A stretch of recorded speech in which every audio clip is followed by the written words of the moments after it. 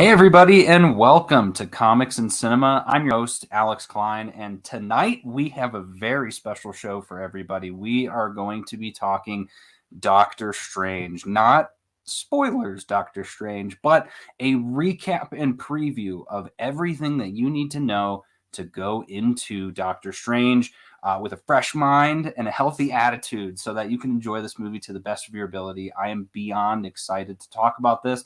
I have a couple of special guests to join me as well. But before we do that, I wanted to have a little bit of comics talk. I don't remember if I hinted at this in the last night's episode of Earth's Mightiest Weirdos, but a new omnibus showed up at my door. And I wanted to share it with you guys. I did open the box, so technically it's not an unboxing, but I will peel off the plastic as we go. What a perfect time it is to be a fan of Thor, Love and Thunder, because they just released for the first time ever the Thor by Jason Aaron omnibus, which I'm already ripping at the plastic. I am so excited. I've been waiting years for this. I had collected it in physical print of just the issues a long time ago, which hence have been sold. And I decided I'll wait for an omnibus because I knew one would be coming. And here it is, clear as day. So I don't know if you guys know this, but comic books like this, these bound books, they smell so good too. So if you're a fan of smells like I am, good smells, not bad smells, this is a great one. So let's first take a look at the take this dust cover off. Look at Jane. She's looking great. So the front of this actually came with, you had a choice of 3 different covers. So there was this cover, there was a Joe Quesada cover, and then there was a main cover that the other 2 are direct market. So the front of it is that cover, and the back of it is the Joe Quesada cover, which is also absolutely gorgeous. So it doesn't really matter which cover you get. They're all the same underneath, which is awesome. But again, this thing is just absolutely massive. And so it covers all 25 issues of the original Thor God of Thunder run, along with the Jane Foster run, which was Thor 1 through 8, Thor Annual, Thors 1 through 4, and then Mighty Thor 1 through 12. And there's still more to go. As you can see, it's a volume 1. So that means another one will be coming down the line. I know I can flip towards the end and see, I'll just go to a random page, but you get that beautiful Russell Dauterman art. There you have Jane sitting for her chemotherapy. But I just can't wait to relive these moments. We'll see if we can find a really cool photo or picture. Actually, yeah, here you go. Look, for those of you who are fans of Loki, here is what inspired the all of the variants of Loki, and just amazing. Again, Dauterman is an absolute treasure, but super cool. Very excited to dive into this. We will definitely be talking about that as things get a little closer to Love and Thunder. The other piece that I wanted to talk about were the new comics that came out this week. So yesterday, the new batch on Marvel Unlimited premiered. And again, if you're sitting here going, Alex, I'm jonesing for some Doctor Strange before the movie, we actually get the final issue of The Death of Doctor Strange, issue number 5. That miniseries is now complete. Really good ending, I thought. Excited to see where things go. At first, I thought they were kind of doing a cop-out classic comic book style, but then they didn't, which was nice to see. The 3rd issue of Devil's Reign is out this week as well. And if you guys aren't reading that, I would highly recommend it. Both the art by Marco Cicchetto and writing by Chip Zdarsky. Again, you wouldn't think that he could write this sort of stuff, but here he is absolutely killing it. We got a great new issue of Amazing Spider-Man where he is now training to become Spider-Man again because of his incident way back when, about 10 issues ago, where he was poisoned. And so now he's kind of training with Black Cat and Captain America. There's a great one-shot as well with Black Cat and Mary Jane that kind of tied in. And then the other really great one that I enjoyed this week was the latest Thor issue, Thor issue number 21. We get to see the embodiment of Mjolnir, which was really cool and very scary. The run's called God of Hammers. And we find out why Mjolnir has been kind of evil in this run. And I won't spoil why, but if you've read the Jason Aaron run, you'll be pleasantly surprised by a certain someone or something that has returned and is planning to wreak havoc. So Good week for comics, but it's an even greater week for cinema because we have not only Doctor Strange in the Multiverse of Madness coming out in just 2 short days. Tomorrow is the finale of Moon Knight. So if you guys were wanting a perfect week, I think they've given it to you. Not only that, we got May the 4th tomorrow. Unfortunately, we're not going to be getting an Obi-Wan episode, but we still have ways we can celebrate it. And with that said, I'm going to be bringing my guests on right now. We've got Kevin and Brian. Brian, I've got you up at the top, so we'll start with you first. How you doing? I am well, Alex. Thank you for having me.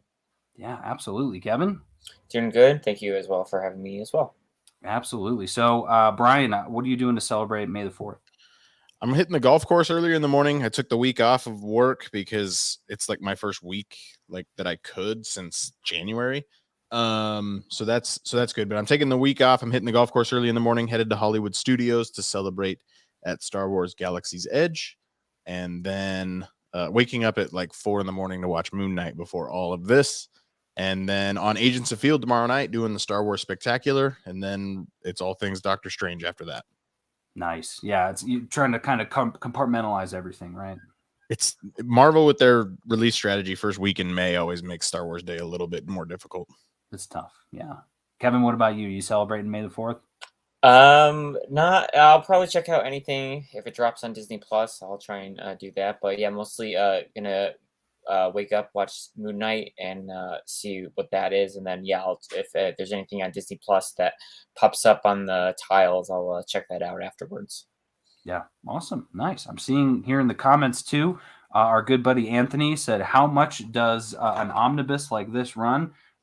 Look no further than the back of this. This one MSRP is $125. But I'm maybe one day we'll get them as a sponsor or something. I purchase all of my omnibuses through cheapgraphicnovels.com, literally spelled as it sounds. And they are all 40% off on pre-order because most of the time that's the trick and why I've been buying so many is these sell out really fast. I mean, this all 3 of these are already sold out. I think you can get one of them maybe on their site, but I know like on Midtown, I think all 3 versions are all sold out. But cheap graphic novels, you can pre-order them, and you could pre-order them through Midtown as well, but it's only 30% off there. And you have to pre-order by a certain amount of time, whereas here you could pre-order up to the day of release, which is really nice. So if you do it that way, you do have to pay all of it at once, but it's totally worth it. So yeah, Brian, for example, like the you made a mention about the Charles Soule Vader for 100. That one would be I think is $50. They put that as 50, which is a pretty good deal. That is good to know. I'm not like a huge comic reader. I mean, I subscribe to Marvel Unlimited. But that Charles Soule comic run, thank you to Robert specifically, who's often on Comics and Cinema, for recommending that. That is my favorite comic series ever. I want it to be a Disney Plus series so bad. Oh my, yeah, that would be awesome. And yeah, so that's my secret trick too, is like get Marvel Unlimited. It's $70 a year and read absolutely everything that you want, and then those things that you really, really love, buy that in a collected version. Because again, you're gonna get. This is a way bigger screen than any iPad or phone or whatever you're reading it on, but why would you buy the ones you don't like? So wise decision. That Charles Soule run's amazing. Okay, so let's dive into it. This is our Doctor Strange recap prep episode. We're going to be putting in the work, guys. We just want to let everybody know where everyone's at. Let's catch up with everyone. So I've got a little list here, and we'll start with the top. We're going to start with the headliner, Dr. Stephen Strange. So what we'll do is kind of just have a conversation about it and see, what bits of insight can we have? Where are they at the beginning of this movie? And so from what we know, Doctor Strange just wrapped up in Spider-Man No Way Home, having released the multiverse in a sense, and then closed it up as a last-minute ditch effort. And again, for those of you listening, we will not be talking any spoilers or anything like that. Anything confirmed for Multiverse of Madness. This will all just be speculation and things we're talking about. So don't worry about being spoiled. If we do say something that happens in the movie, though, make sure you let us know because that's pretty cool. But Kevin, what are you thinking about where Strange's head is at and where he is at the beginning of this movie? Well, I think it's interesting to take a real world look at it for a second, that Doctor Strange in the Multiverse of Madness, or Doctor Strange 2, well, Multiverse of Madness originally was supposed to be in before the third Spider-Man film, like, and then production schedules like shifted around. So I remember, I think I saw an interview for No Way Home. The writers they were saying how they had to essentially change Strange's mindset from from knowing a good amount about the multiverse to like not really knowing anything, because we're seeing him first in this one, so I definitely think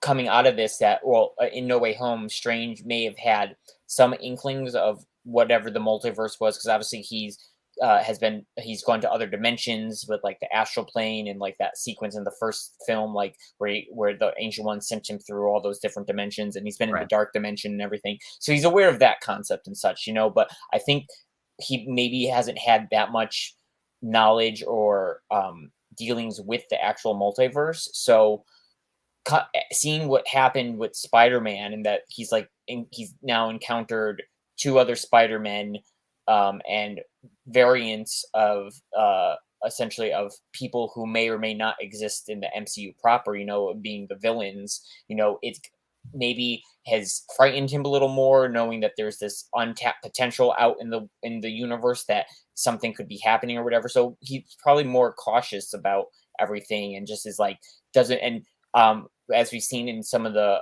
official trailers from weeks ago and months ago, that like Wong and Mordo are definitely seem to be blaming him for a lot of maybe whatever's unlocking the multiverse, is like he did something, and like something is now happening. So that's kind of, I think he's trying to figure out what's going on and how to contain it and make it not get exorbitantly worse. Yeah. And so, Brian, do you think in this, I feel like we saw there's a bit in, and I'm only going off of what I've seen, which I think is the first 2 trailers, but there's a bit where he's pulled in front of who we assume was the Illuminati, almost appearing as if he's being passed by judgment. Do you think, they're like, all right, round this guy? Like he fixed it though. He put everything back. Why would they be bringing him in? Yeah, I don't know. Is it because you're a master of the mystic arts, you get brought into them versus the TVA? Great point there. Yeah. I'm wondering if Kevin Feige has said that the events of Loki will have some sort of effect on this film. That could simply be introducing you to the concept of variance. That could be all Loki really has to do with anything. It almost has to be the Illuminati. I'm with you, Alex. I have only officially seen the first 2 trailers. I don't know anything else. There's been images that people need to be more careful with. It's been really frustrating. But overall, I'm still very unspoiled about this film. So me too. I don't know. I would assume the events of Spider-Man No Way Home have to do with this, especially because the line from No Way Home is the multiverse is a concept in which we know very little. And then he says that in the trailer that we got in the post-credit scene for No Way Home. So I assume that to be the event that kind of causes this effect of whatever is coming next. Who the Illuminati are, I don't know. We assume that to be who they are, but that's really the only thoughts I have on that. I don't really have a ton on it. Yeah, that's a good point you bring up, though. So you've got 2 different governing bodies, basically, through some form of the multiverse. And I'm wondering, and I see, Kevin, I saw your eyes light up. Is that what you're thinking too? Well, I was just going to say it's worth noting that Michael Waldron is the new screenwriter once Scott Derrickson left and Sam Raimi came over. And Michael Waldron was the head writer for Loki, the first season, right. So obviously he spent months working with the writers, building the TVA, the rules of time travel, or moving between the multiverse and whatnot and time. And so obviously then he goes over to Doctor Strange. And from what I've read, it was more or less a little bit of like a full rewrite essentially. So like, obviously, like to Brian's point, like, why is it, if we've already introduced the TVA, besides just if it is the Illuminati, beyond it just being a cool concept that they want to introduce, like, why is it the Illuminati? Why is it not the TVA? Right. So the Illuminati is more cinematic than the sure, TVA is, but I just had a light bulb moment, if you wouldn't mind. What if the events, we know the TVA still exists because of how season 1 of Loki ended, but what if the events of this caused such a such a mass array where like the TVA is one governing body, and then like we have the Illuminati who's trying to rein things back in because of what Kang is doing over at the TVA. Like it could be that the Illuminati is operating without the confines of the TVA, trying to not be a part of it to try and get the sacred timeline put back together. That would make as much sense as anything. Yeah, that's a great point. And I think that my guess would be, in terms of carryover, it has to be, you know, kind of what happened in that last episode, because, you know, the branches, everything going off. So it's like, okay, and maybe it's even something as simple as a misunderstanding like that, which would be interesting, of like, they bring Strange in because of what he did in No Way Home, but they're under the assumption that maybe he's the one who like released all of these new universes and multiverses, and he's like, no, you know, that wasn't me. Or me.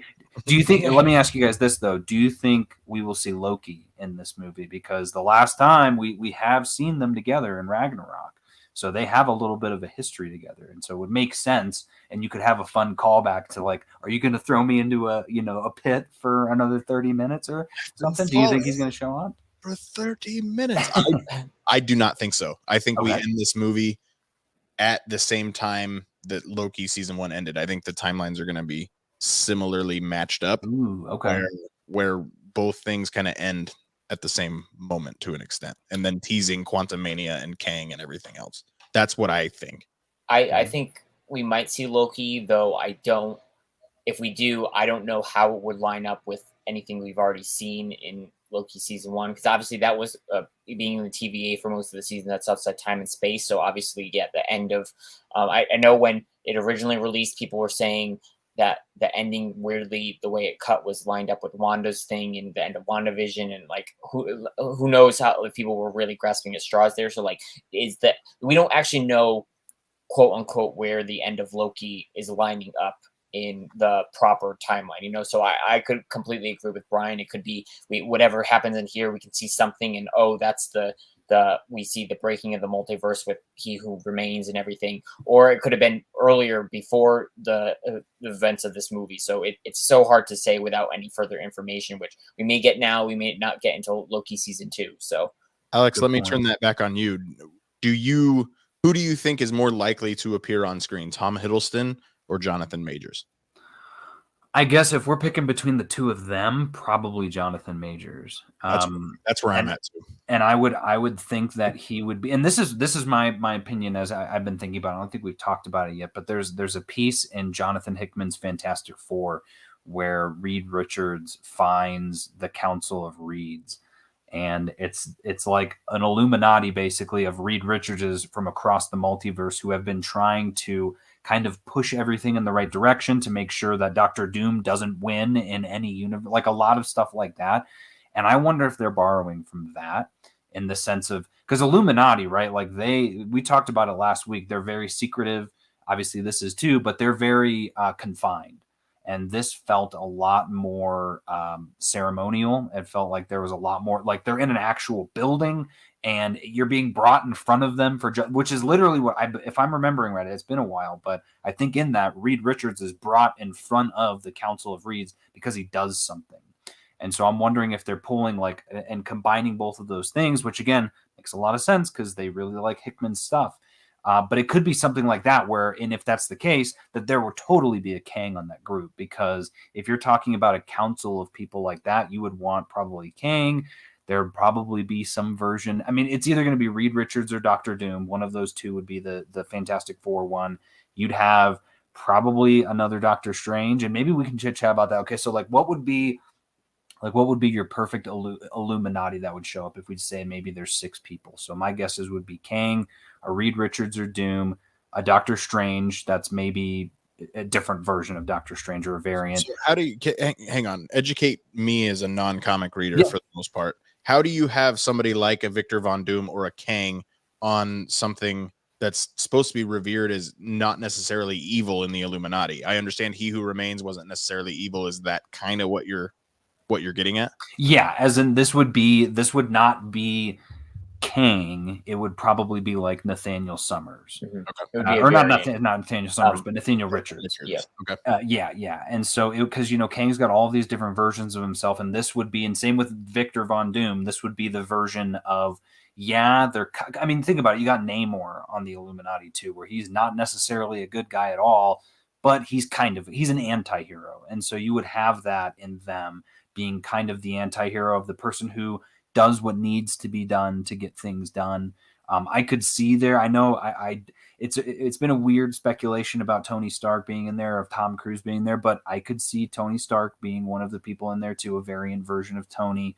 And then from there, I can't even think of who would be another like big name, because if you think about it, they're going to probably need to introduce a few new faces, but there also needs to be some familiar faces there to give you the gravity of to give the general audience the gravity of the situation. Like, oh, whoa, Tony Stark is a part of this. Like, that's a big deal. But I'm trying to think of who else in the group would be someone good enough, or a variant version of someone good enough. But any thoughts from either of you? And I guess Kevin, will start down with you. Any other people you think that'd be on this council?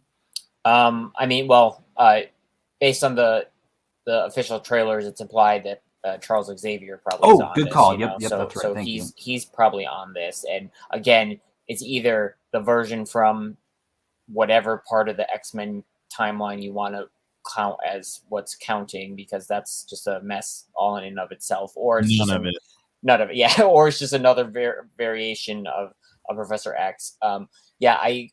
Maybe some sort of person who's a Black Panther, not necessarily a T'Challa, but somebody who's Great a Black point. Panther might be on it. I honestly, as you were thinking now, I was thinking, what if Chris Evans is there as a Steve Rogers, as a not as morally sound Captain America like we got in the MCU and stuff, but like something like that. Like, I'm just like, what if Chris Evans just is either there or in this movie as well? Because Chris Evans as Johnny Storm. Yeah. I don't think he would be. Oh, that'd be not Illuminati. That's not Illuminati. No, but like in a part of the movie where he shows up, yeah. or they go through a universe where he flies by or something. That would be awesome. Because there was a stretch. There was, what is it, from like 2014 to like 2018 or something, or 2019. Like, Chris Evans was in like a movie every year, from 2013 or what. Like, so like he had that streak of like he was in a movie every year for Marvel Studios, and so like I don't know. I feel like they would somehow get him back, hopefully. I like the Johnny Storm idea though, Brian. I like that as like coming through and seeing him for that. Like, I feel like Chris Evans would, enough time has passed since those movies, and with the success of Marvel Studios and seeing what they're doing and maybe learning more about the comics, having worked with Marvel Studios, that I think he would be game for that. I think he would enjoy that. I think he would have fun with it. Alex, will you humor me? I want to do this real quick. So 2011 would have been Captain America, 12 would have been Avengers, 13 would have been Thor: The Dark World, 14 would have been Winter Soldier, 15 would have been Ultron, 16 would have been Civil War, 17 would have been Homecoming. Yeah, Homecoming. 18 Infinity War, 19. Yeah. So there you go. So it was all the way back to 2011. I thought I forgot about all the way back. Yeah. That's awesome. That's insane. Do we count his voiceover in Falcon Winter Soldier as 2020? Oh wait, no, that was 2020. Was that 2021? 2021. 2020 got missed. Yeah. There was literally nothing. Man, that was a weird year. Yeah. I'm with Kevin. I think it would be cool to see somebody like Chris Evans. The Charles Xavier thing seems to be a given at this point from the Super Bowl trailer. So that's going to be interesting how they tie that in. I'm going to save a couple of my ideas for our wish list items that I'm pulling from the trailer, from the poster specifically. I'm very interested to see how I trust Marvel to be able to tell this in a way that will be easy, not easy for the three of us, but easy for my mom or my dad or somebody like that to really follow along with what's going on. I think this is going to be where some casual Marvel fans kind of get a little bit annoyed with everything, kind of like what happened in Loki, but most people still made the trip with Loki. Right. I think now you might start to, this is what makes me a little nervous about the multiverse in general, but I want to know what counts, and I don't want my story splitting where this takes place in one universe and this takes place in another universe and they're all films, and I don't want that. That's my only wish list for this movie. Yeah, that's a good point. And I think something that they're probably very aware of. I mean, they know their fan base in terms of, you know, 100%. all the questions everyone had about how time travel worked after Endgame, and it was like, come on, we explained it to you in the movie, but they're still digging at it, and it's like they have to know. And I had a thought about that too. Was yeah, I would say my wish list for that is I think what we'll see is obviously we're going to see them go into a bunch of different multiverses, but it's going to be, you know, quick enough to where you're not like, what's real, what's not real. But I kind of hope we get that in for at least a moment. Like I would love it to where you're so engrossed in whatever universe they're in that you forget that that's the wrong universe, and you know something bad happens in it, and then you're like, oh wait, that's like that would be cool. I feel like that'd be a good get. But you're totally right. I mean, and again, I haven't read any reviews or any spoilers, but I've seen the early reactions of the movie, and it's not that it's been mixed. There's been a lot of positivity around it, but I could totally see with a movie that's only 2 hours long and them throwing a ton of stuff at you in a really great way that some general audience people would be like, this is a lot. Like there's a lot to follow. I'm getting lost. We're going into multiple universe, but you know, that's the kind of thing that happens. I imagine some people went and saw Everything Everywhere All at Once and felt the exact same way, but it's like, that's kind of what you get with that. Kevin, a thought came to me.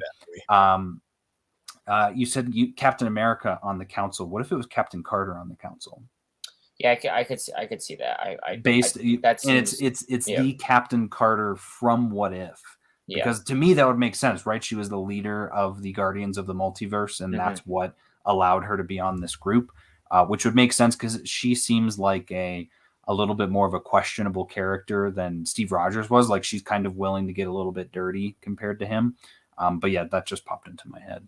And her shield, and this is one of the things that I was talking about on the poster. Her shield is in a shard of glass on that. Yeah. Right. She's a given in this film for me now. Like Same. I want her to play a massive role because I love Haley Atwell. I love that character. I think seeing Haley Atwell like be able do we know if it's going to be Haley Atwell?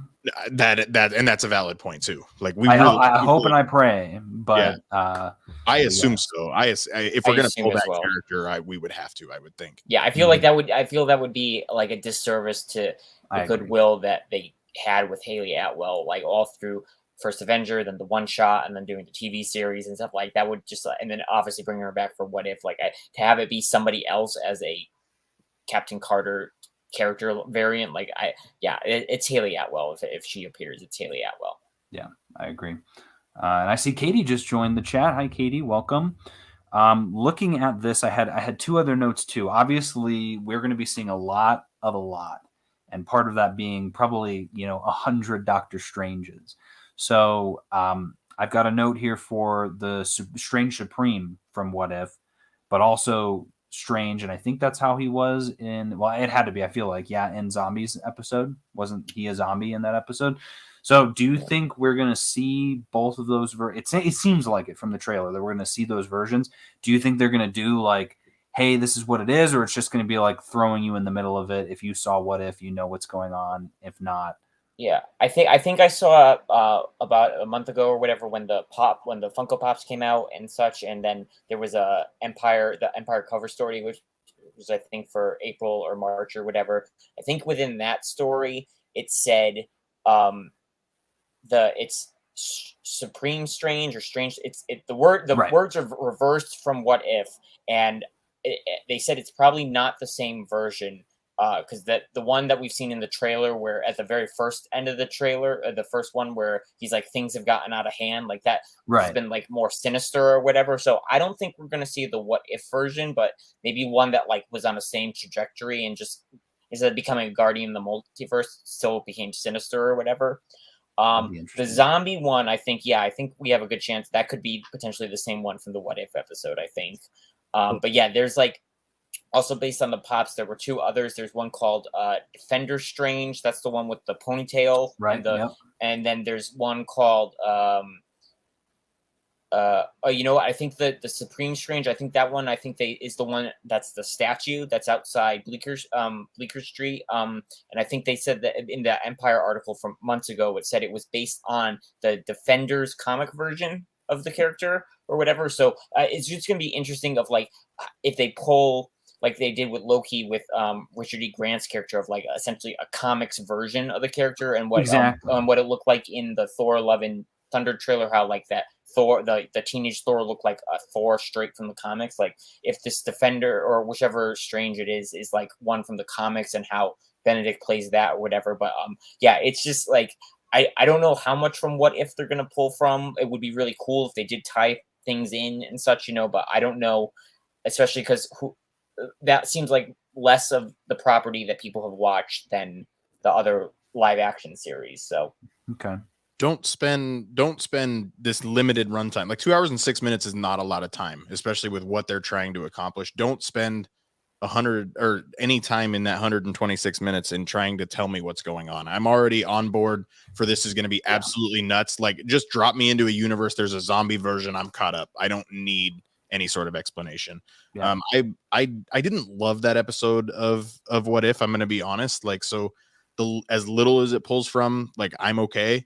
It wasn't my favorite. But like, simple fact is we're going to get at least 4 or 5 different versions of the one guy, which is going to make Oscar Isaac a little bit jealous, I think. Right. Yeah, that'll be interesting. And maybe okay, there's another person I was just thinking. I was like, ooh, do you think they would be in it? We'll see if we'll see if it comes back to me. But we'll move on to another amazing character that's showing up in this movie, which is the Scarlet Witch herself, Wanda Maximoff. She is coming fresh out of WandaVision. And if I don't think anyone has not seen that show, if you haven't, you got to check it out. Especially if you love sitcoms, it was amazing.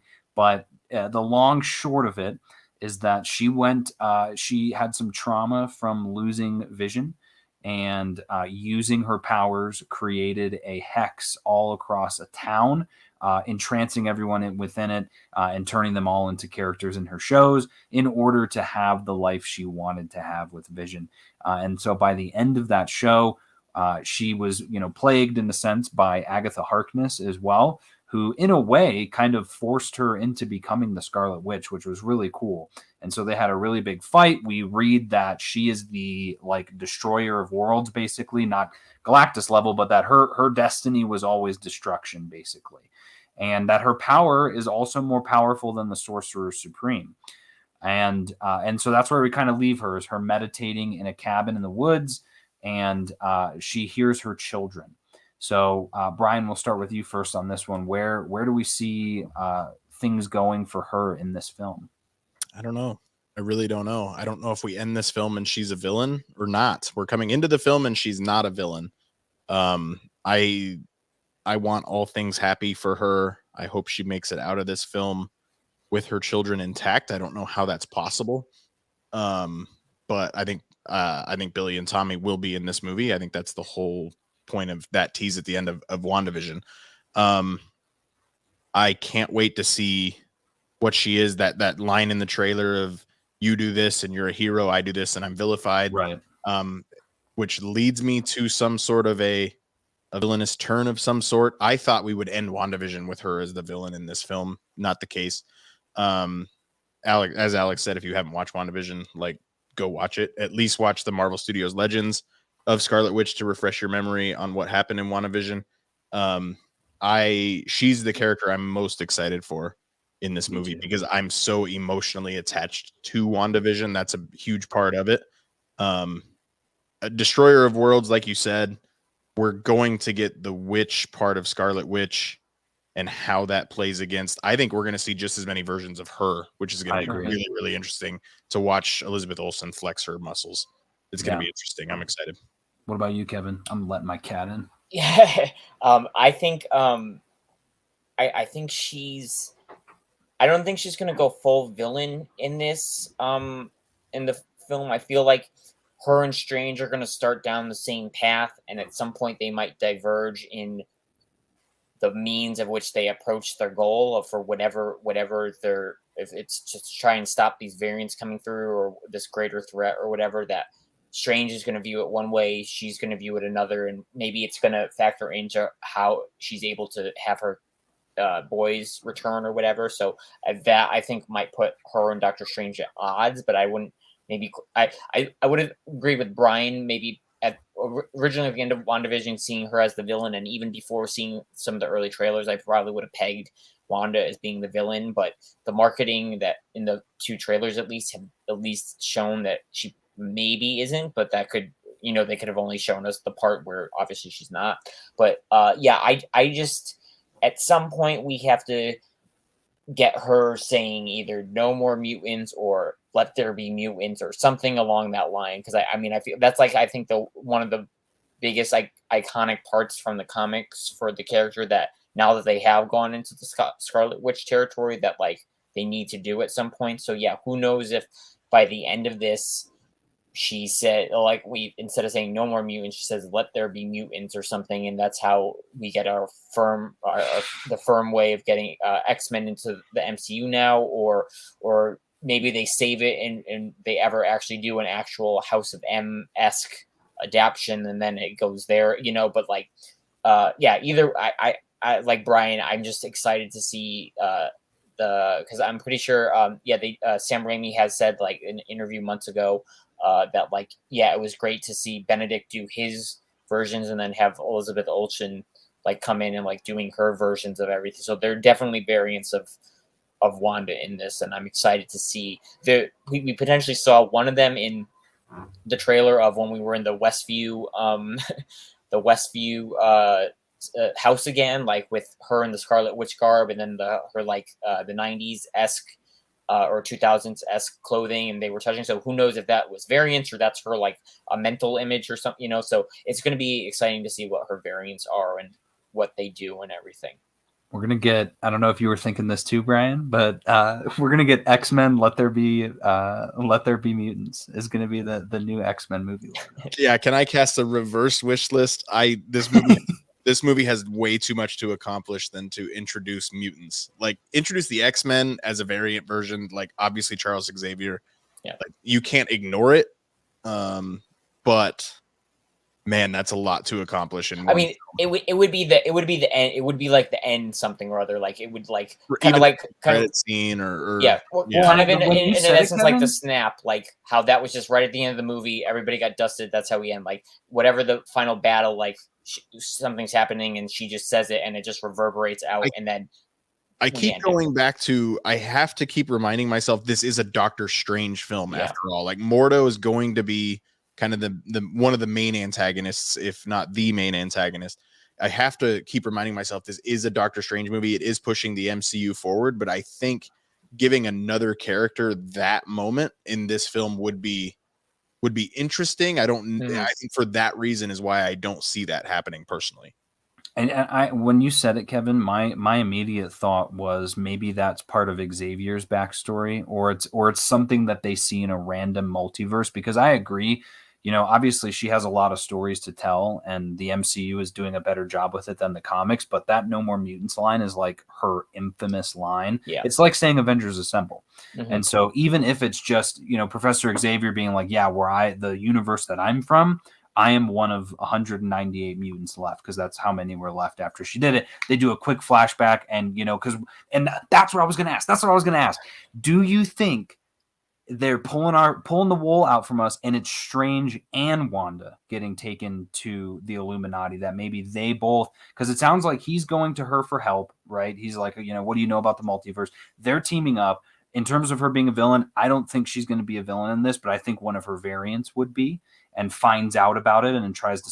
I don't know what it's going to be, though, in terms of, is it them getting their kids back? Is it them doing this, that, or the other? But it would be cool for, she's there and she sees this future, or she sees this future, a day of future past, perhaps, that, No More Mutants is set. And she's like, I would never say that, like, blah, blah, blah. But at least we get to see it as fans. That would be kind of cool. Or and tragic, too. No more enhanced. Well, no. But what if it is like? What if it's the Professor Xavier from the Fox universe, and Scarlet Witch shows up and says it, and all the mutants disappear? Like, I feel like that'd be a cheer-worthy moment of for the fans in the theater. Like, oh, it's like the Deadpool with the sealed-off mouth, just like gets dusted. They all disappear. Like, that'd be great. The Juggernaut's there.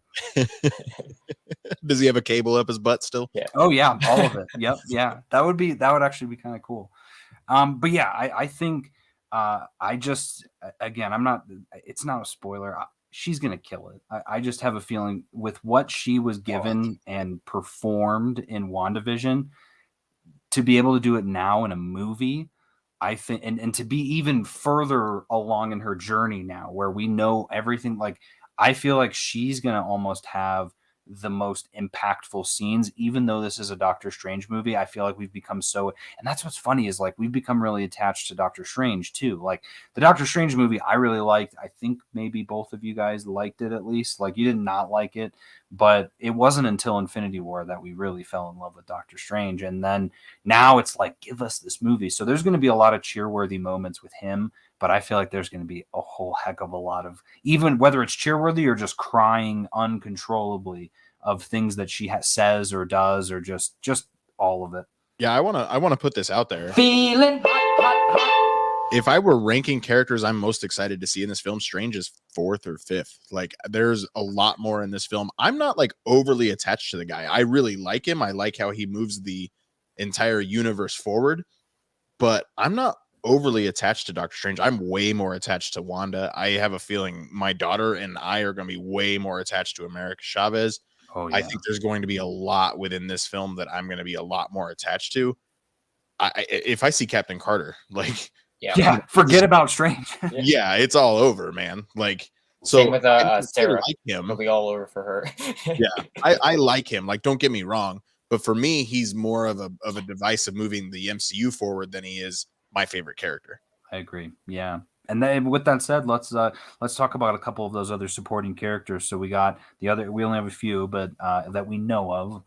But Wong, last we've left him, he has taken the mantle of Sorcerer Supreme, which is kind of where we find him in No Way Home. But also he brings Shang-Chi and Katie into whatever thing it is. I don't know if that's officially them saying, I assumed it was that they're Avengers now, basically, but he's analyzing the 10 rings. He's been doing a lot of stuff behind the scenes. Do you think any of that, obviously the Sorcerer Supreme stuff, but like, do you think any of the Shang-Chi stuff is going to carry into it as well? Are we going to see Shang-Chi? I mean, he's training Abomination. All the rest of this is happening. There's another one. Do you think he's going to pop in here as well? I feel like Abomination's She-Hulk. I feel like Abomination's okay. She-Hulk. Okay. Does that mean Wong's going to be in She-Hulk then? Maybe. I didn't even think of that, but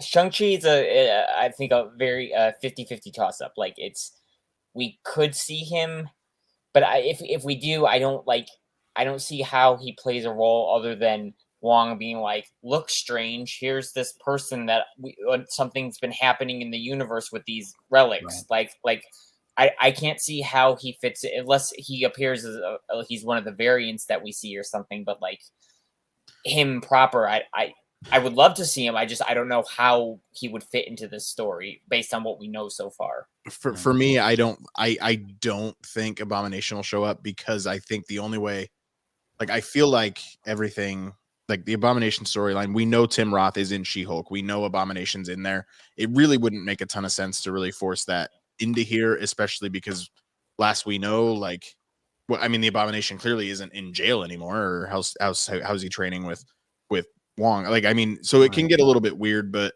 I think if we do get Shang-Chi, like, I feel like that Shang-Chi post-credit scene takes place after this film, because like Hulk or Bruce is Bruce again. He's not even Professor Hulk anymore. Like, I feel like we need to resolve that before we really introduce Shang-Chi to the Avengers. And again, it's just another character that, as much as I love Shang-Chi, it would be fun. It doesn't fit this world yet to me. Yeah. So speaking of not fitting this world and being another character, we saw some bits and pieces of Christine Palmer in the trailer as well. That was me. And hey, no offense to her. I love Rachel McAdams, but and even in that, it made sense, but only to say, again, you're stuffing a lot in this film. What are we doing with Christine? So we left her was in Doctor Strange, and it was kind of a understanding that Steven was going to go do his own thing, and she's going to kind of, I'll be here if you need me sort of thing. But now we're seeing that it looks like she's getting married. And it's most likely not to Steven, unless this is a multiversal Christine where she is getting married to Steven and he's getting to see what his life would be like had he been nicer to her in some other universe. Kevin, what do you think about Christine? Do you think is she going to play a pretty big part? I mean, she's in some of the character posters. Yeah, she I has her own mean, character poster. I think if I remember when she was originally supposed to be in the movie, then I think there were reports that she wasn't in the movie, and then there were reports that she was back in. So I wonder if like whatever they were originally thinking, like they were like teetering on if she was going to be in it or not, or maybe it was also scheduling something with Rachel McAdams. But yeah, I mean, we haven't seen this character in a while, so it's going to be interesting. I do believe. She's also been confirmed that we're going to see variants of her throughout the film as well, so I think it's going to be interesting to see how she gets just looped back into this world. I mean, I guess we can kind of look at the What If episodes in a sense of how the Doctor Strange specific one, like it kind of established that, yeah, Christine is like his one true love, like throughout this whatever. But like at least since we haven't seen him a lot, but like in Avengers, Infinity War, not really Endgame, but like in No Way Home, like there's not even like a mention of like love life, relationships, or whatever, So like if Christine never showed up again in this movie, like I would have been like, oh, she was in the first one, and then like we're done, we're moving on. Like maybe I know there's that character Clea from the comics that has been a love, like maybe they were going to go towards her, but she's back. So I mean, honestly, I have no idea what's going on. We saw her in one clip at the trailer where she's with America Chavez and Doctor Strange, and they're in some dimension looking through a door. Then apparently a newer spot from a couple weeks ago came out, and she's not in that shot anymore. So, like what's going on, what's happening, don't really know how she's going to play any part in this unless they meet a version of her that also has mystic abilities. Like, I don't know how is she going to help this journey of this film? Brian, any thoughts to that? She's last on the list of characters I'm excited to see. It feels like a contractual thing to put her in the movie. I hope we don't spend a lot of time around that. I think that operating table scene where she's being instructed by Steven as to what to do and how to save him in the first one is a really great scene. I think she fit into the first movie really well. But simple fact is, Steven has clearly learned how to live his life without her. I don't know why we're tying her back in. I hope it's the part of the movie I'm most nervous for. Yeah, can we go back to Wanda really fast? I want to get into the weeds for a second, Alex, and get your opinion on this. Wanda's a Nexus being that has been named.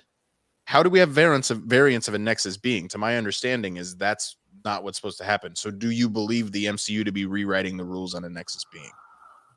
That's a great question, and honestly, obviously, I don't know the answer, but it's very possible. Though my question would be, why are they wanting to rewrite the rules so quickly? Like, I get, in 10 years, they never were officially laid out either. I guess that's true. I mean, what did they say? They've said that Agatha said that. I'm pretty sure it was Agatha, if I remember correctly. And maybe we're reading too much into it. There was only the mention of the word Nexus, I think, was only in that like pharmaceutical pill commercial. I see. Yeah, because I mean, to me, knowing what I know, I would just say that she has variants and that there's a Scarlet Witch in every universe, but she is the Scarlet Witch in every universe. So maybe the idea that in other universes someone else would be the Scarlet Witch, well, because she's a Nexus being, she is the Scarlet Witch in every single universe, sort of thing. That would probably make the most sense and save them the most time. That would be my guess. Or that just in this universe, she's a Nexus being, whereas in another universe, whatever her variant is, just isn't she's just like the Nexus being anchor to somebody per universe, not necessarily across universes, maybe. Yeah. But yeah, I think it was just something I thought of. I think that'll be really cool, because if they're doing variants of her, we're going to get a story about her. Like, part of this, there's no reason why they haven't been marketing her as much as Doctor Strange if we're not getting some significant development for her too. So maybe that's a piece of it, is figuring out who she is in this grand multiverse sort of thing. Because all she knows is what Agatha told her, and Agatha told her like a sentence worth of stuff before she got turned back into Agnes. So she's got a lot of questions that probably need to be answered, questions that, someone like a council of people or someone would be able to maybe answer for her. But maybe she's on the council. Or she also has the Darkhold. Yeah, I was going to say. And she's got the Darkhold too. Been yes, looking through that. And maybe that's a piece of it. Maybe her reading the Darkhold unleashes something that, because that stuff's volatile. Like the Darkhold's volatile. So I think it would be super fun. I think it'd be super fun if she truly is a Nexus being, and all these variants that we've seen of in all this marketing, like is we explore what if Wanda had made certain decisions. And I think that, like, it's all the same character. Like, I think that'd be kind of fun too. Because the toys can still exist in a multiverse without her, but it would be interesting. Anyway, proceed with your list of characters. No, that's fine. That's fine. Hey, that's why we're here. We got all the time in the world. Next up, we got Mr. Baron Mordo, who is we left in 2016, taking the powers away from Pangborn himself, which was a huge bummer and a really mean move by him. But now we've only seen a little piece of him. And I would point out, too, when we're talking about variants, we've possibly only seen a variant of Mordo, because from what I can gather in these trailers, he doesn't seem like a bad guy. I mean, he's got dreads now. He seems kind of nice in some of the things that he says. So maybe there's a Mordo from another universe that helps them, but maybe there is still a Mordo in this universe who is exacting their revenge as well. Again, we're tossing a lot of characters at us, and are they going to be able to do that? Brian, we'll start with you. What do you think is going on with Mordo? It seems like he's like the bailiff for the Illuminati. Like he's been the one that's kind of retrieving Strange, and he's bringing them in front of the Illuminati. So there you go. Okay. He could leaning toward him being a variant would be interesting. Chiwetel Ejiofor, I believe, is as close as I can get to pronouncing that name correctly. He's a lot of fun. The villainous turn for him at the end of Strange did seem a little bit easy, for lack of a better term. I understand how it all happened, but I feel like he had enough of a conscience that it wouldn't have happened so quickly. So I'm wondering kind of what they're doing here. I do expect him to be a main focus within the film, because after all, it is a Doctor Strange film. I don't think we're getting anything much bigger than a Strange variant, and I don't think we're getting a Galactus level villain. So I hope he's a friend in one version and then a villain in another, because I think he's really good when he's teaming up with Steven and Wong. Yeah. Kevin, you think the same thing? I actually put him more in the Christine category of like, I'm not really sure of like what to think, because like obviously at the end of the 2016 movie, they were clearly setting up a trajectory that maybe they had some idea of what they wanted to do, and then obviously the rest of the slate happened, and then they get to the Avengers movies, and Doctor Strange kind of takes off in those movies in terms of popularity. And like I'm curious of if this sequel idea obviously is like, if it kind of came up more recently, or if it was some seeds from what they had like early on. But I definitely feel putting Wanda in the film was a newer suggestion of like, once they saw where the character was going after Endgame and in WandaVision and whatnot, so that to me, it's like, okay, so you still have Mordo out here. And like, to Brian's point, this is a Doctor Strange film, so we should be including him in such, so I'm just like, to me, I agree with what Brian said of him being like a bailiff for the Illuminati Council. So maybe whatever he's been doing of trying to take back the people using magic in the wrong way, like he did to Pangborn, has caught in the Illuminati's eyes. And so he like brokered a deal or something, and he's been going around for them or whatever. But yeah, I'm interested to see how we loop him back into this story again. Similar of how I thought to Christine, like, how do we get him in to, like, obviously his connection is seeing what Strange has been doing, so he can come up to him and be like, Strange, what are you doing? This is like wrong. So I feel he has a stronger connection than Christine, but I'm gonna be interested to follow his story throughout the film, and whatever it turns out, if he is mostly villainous, or if, like Brian said, there's a villainous variant plus a more friendly version or something.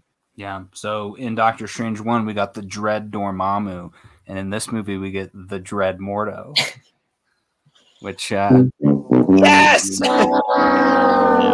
dreaming of the day I'd get the dad joke line from Brian. Thank you so much. I got one more person on our list before we move into our wants and needs, and that is America Chavez. Again, I imagine there are plenty of other people get into our predictions piece. But in terms of trailers, in terms of who they've been talking with, these are the ones. So America Chavez, which I'm pleasantly surprised with. And again, I feel like we talked about this last night too, of like, oh, here's America Chavez, this brand new character that we are marketing the hell out of, and she's in all the character posters and all this and that and the other. They're gonna be showing so many more characters in this movie, because why else would you be blowing such a huge character before the movie even comes out, sort of thing, which I think is really cool. I love that they've done this. Miss America, as she goes by, really quickly and succinctly too. There was a mini series available on Marvel Unlimited called I believe it's America something in the USA, 5-issue mini series that rewrites her history. So if you're looking for who is Miss America, who's America Chavez, I would just check out that 5-issue miniseries if you're needing something quick. Essentially, both of her moms had 2 kids, 2 girl daughters, and they had I'm not sure exactly what the disease is, but it's called edges.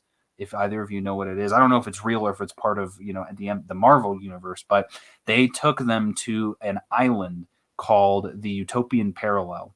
And there was a gentleman there, a mad scientist who had a bunch of kids there that he was experimenting on. And they were both of her moms were scientists. And so they were hoping to find a cure for their kids, and realized too late that, this guy was a bad guy and was experimenting on them. And so he experimented on America. That's how she got her powers. And she ends up cracking a hole into a universe and escaping as they're trying to be attacked, and her moms tell her, like, you need to go, this is for your own safety, get out of here. But her sister falls behind, so her sister is left behind, and it's just her. She lands in the I don't even know exactly where it was on the planet, but she shows up in classic fashion in New York City, and she's raised by a family there. And now she's this super powered being. Basically, she's super strong, endurance. I believe she can fly. But her big claim to fame is that she creates these star portals that she basically punches through, and it can take you into another multiverse. So from the trailers, what we've seen so far is that it seems like she's being hunted, which makes sense because, again, that's a really cool power that any bad guy would want to be able to use. Brian, we'll start with you on this one. Where do you think things are heading with her? Are you excited to see her? It sounds like you are.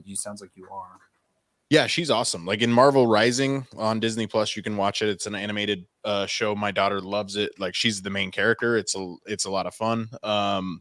If you're saying she gets dropped into New York City, I feel like it seems to be their darling scene that we keep seeing in the trailers is Strange turning in or creating that saw that cuts that bus in half. She probably gets dropped into New York at this exact moment, and Strange saves her. Like, I bet that's how we meet America Chavez. So that's going to be interesting. It sounds like if they're rewriting her history, that's going to be a big part of it. I expect nothing from her except absolute brilliance. They announced Xochitl Gomez during Disney Plus Investor Day or Disney Investor Day back in 2020. They've been really looking forward to this character for a really long time. So I don't know what to expect. I just know that she's going to be the future plans of the MCU, and she's going to be fantastic, and they're going to treat this with the tender love and care she deserves. Yeah. What about you, Kevin? Yeah, I'm echoing pretty much everything Brian said. I'm really looking forward to learning about her and seeing her. I have a feeling, based on some of the photos and the trailers we've seen, that maybe it's going to have like some buddy cop vibes to it, a little bit of her and Strange, or her, Strange, and Wong kind of going through these different universes and such, especially giving her powers, like of just being able to punch through portals to get to other universes, and there's that one scene in the trailer where Strange is holding her and they're like getting broken up into cubes or whatever. So like either like she's like trying to jump through somewhere and like he tries to grab on and then they like dimension hop or something like that, or something. But I feel like the two they're Doctor Strange is gonna meet her and like be like, who's this kid? Like, what's she doing? Like, she probably like feel like she's a know-it-all or something, and like she's gonna probably look to him as like I'm just trying to look for somebody who like understands me or something like that, you know. But yeah, He gets some sort of deja vu. Last time I helped a kid, I almost ruined the entire Yeah, I world. was something just like gonna that, say yeah, the same yeah, thing, Brian, but he probably. wouldn't have. He's not gonna remember that. No, Yeah, he won't. But it's yeah. I gonna. know, but he's- I was like, you know, deja vu. maybe I was thinking maybe that's what it is that he sees her and remembers what, you know, this is what happened with Peter. I'm not going to let that happen again, Yeah. but he doesn't remember it. Yeah. So I'll be curious to see how that. I'm still interested to see who remembers Peter Parker first, right? Like, when's that? Because, you know, that's how it is in the comics. Everyone forgets, but then a couple people remember, and yeah. Okay, cool. Yeah, I'm super pumped for America and to see her too. So let's move into first part. Will be what is it that we want to see from this movie? Obviously, as I will have always instructed, go into this movie with absolutely no expectations. Clear your mind of anything. But tonight, we're still 2 days away, so we've got plenty of time to clear our mind. Right now, we're going to do so by telling you exactly what it is we want to see in this movie. And Kevin, we'll start with you on this. What are your biggest things that you know? Oh, I would love it if they did this. Oh man, I mean, I think mine is more on like the character cameos and such, which we're gonna hit on right after this.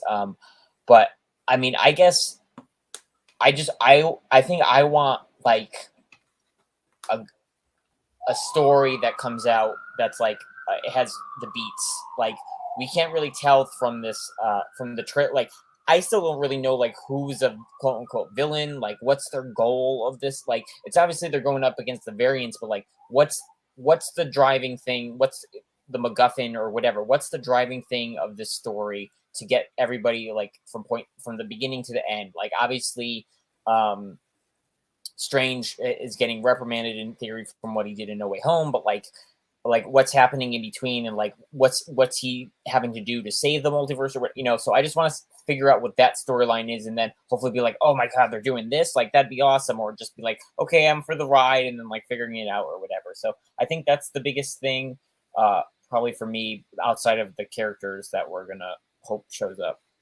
Yeah. Brian, what about you?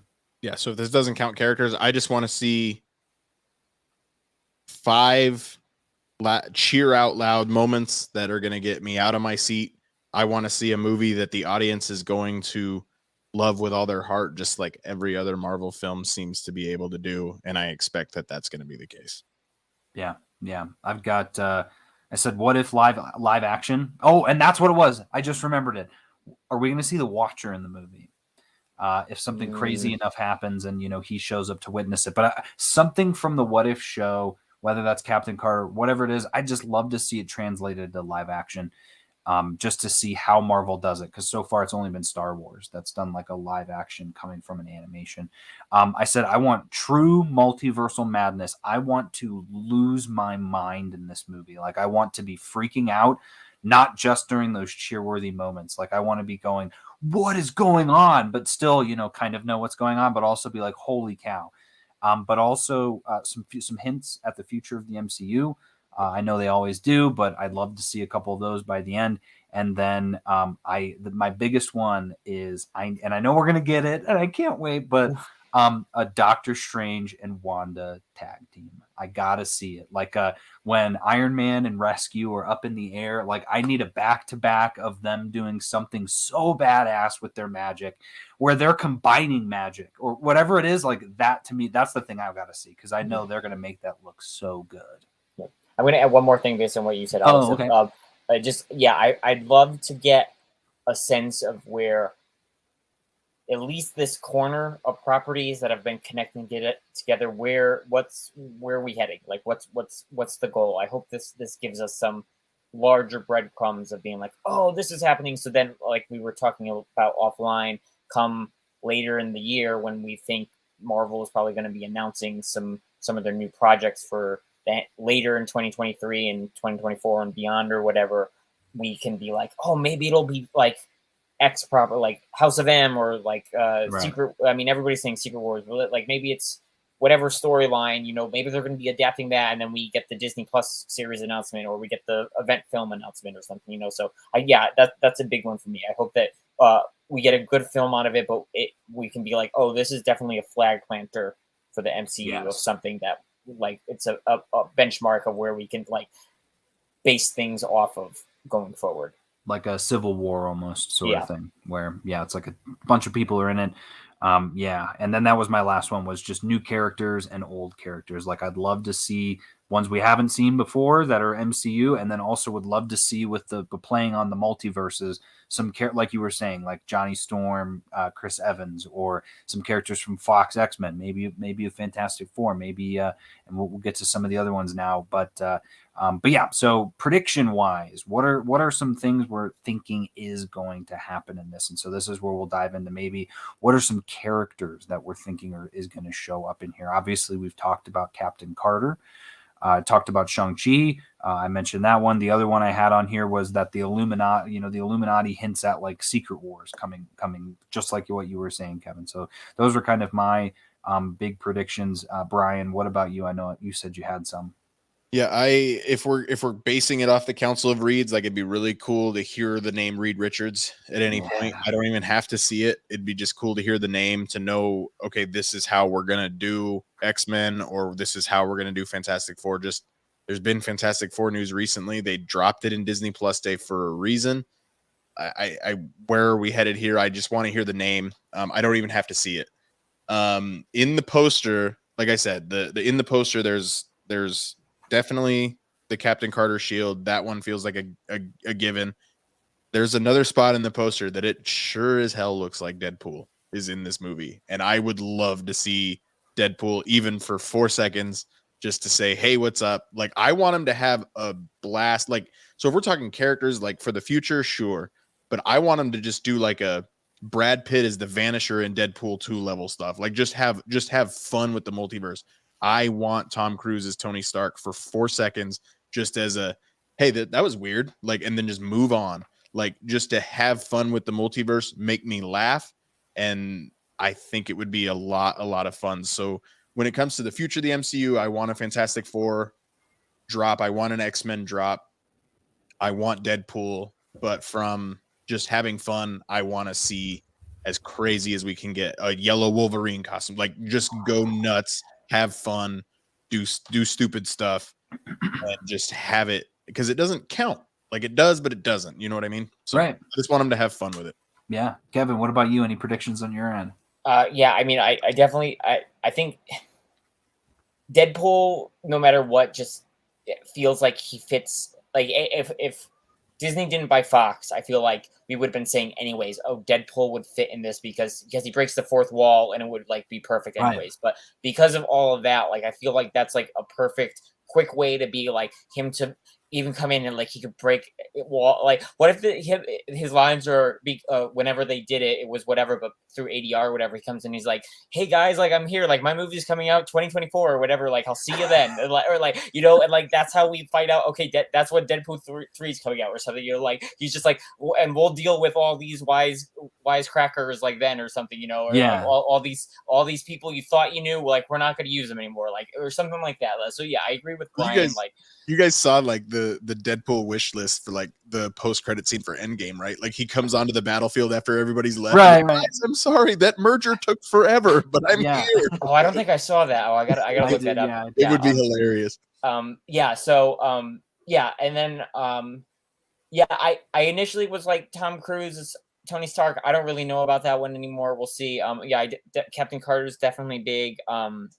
Yeah, I feel like giving some hint to like some either classic X-Men costumes or even like because they're doing the X-Men 97, the revival of the animated series. Like we in theory don't think that's in the MCU, but maybe it is in the like who knows? Like maybe they go to that universe or something. Like who knows? Put Xavier in that big yellow chair. Yeah, and then yeah, and stuff. So like who knows with that? And yeah, but like I think most of all, like with Brian, like I think any of these, I hope that they're fun and that there's like we either like hear a voice of something and we're like what, and then we see something and it makes us laugh and like laugh because of funny and laugh like oh my god, like I can't believe they did, like, you know, like so I just hope that, because there was reports back in like January or February with the reshoots, like after Loki's thing, that they were like redoing some more stuff to get more people in or something. So I hope there's a good balance of everything and that it's not like too gratuitous or like over the top, but that it like it all makes sense and it's good payoffs. And like I'm trying to think, like I don't even know if there's like any like inside jokes of anything that like there's probably gonna be something that's gonna pay off something that was in like the first Thor or the first Avenger or something that we all forgot about, or like, oh my god, like they remember that or something, you know. So like I hope there's things like that because I feel like we'll have a lot of fun with it. Like the How I Met Your Mother pineapple, just pay it off. Yeah. Nice. Awesome. Well, hey, that's where we're gonna wrap our show up. I will caution everyone again, we've had some fun with some predictions and some speculation, but do our best to throw that out of the door. We've put it out in the universe now. Now we wipe our slates clean, walk into that movie with clear eyes and a full heart, and just be along for the ride. And I think, Brian, you said it best. I don't think it's an unfair thing to say, I want some shouts and some screams in this movie. Like, and yes, 100% screams. Like I forgot to mention that too. I want, when Scott Derrickson said this was going to be the first horror movie, that got me so excited. I love horror movies. And so I get that they can't do Conjuring level scares, but scare me. I want them to scare me in this movie. I want to have a couple of, I don't care if it's a jump scare or what, a suspense scare, but you've got Scarlet Witch, you've got creepy creatures, like you've got perfect opportunities, plus Sam Raimi to come up with some scary stuff. But I mean, they did a jump scare with Miss Minutes in the Loki series. Like they could do that. If you can do it with Miss Minutes, you can do it in this movie, no problem. Yeah. Maybe she shows up in this movie. That would be frightening. Can I make one more final prediction? Yes. Tobey Maguire and Sam Raimi are reunited for a small scene, and we see that multiverse version of Peter Parker. I could see that. Yeah. Speaking of which, what do we think is going on with Bruce Campbell?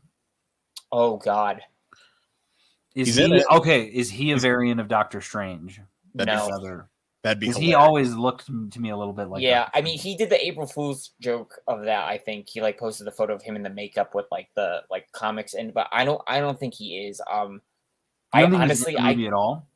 Yes, I think he made comments that were saying like, oh, who knows anymore or whatever. But like, I feel like Marvel and them would have made us whatever role it was like cut proof. Like they wouldn't have been able to, you know, because everybody's expecting it. Everybody knows it's going to be coming at some point. But oh god, like I couldn't even tell you. I hope that's one that like if people know who Bruce Campbell is, it's like, but is he Ash? Like I don't know. Do they like does he reprise Ash from like I wouldn't even know who that is, but I just know that was his character. Like I wouldn't even know that. Like, but I don't know. Is he the patron from or the usher from?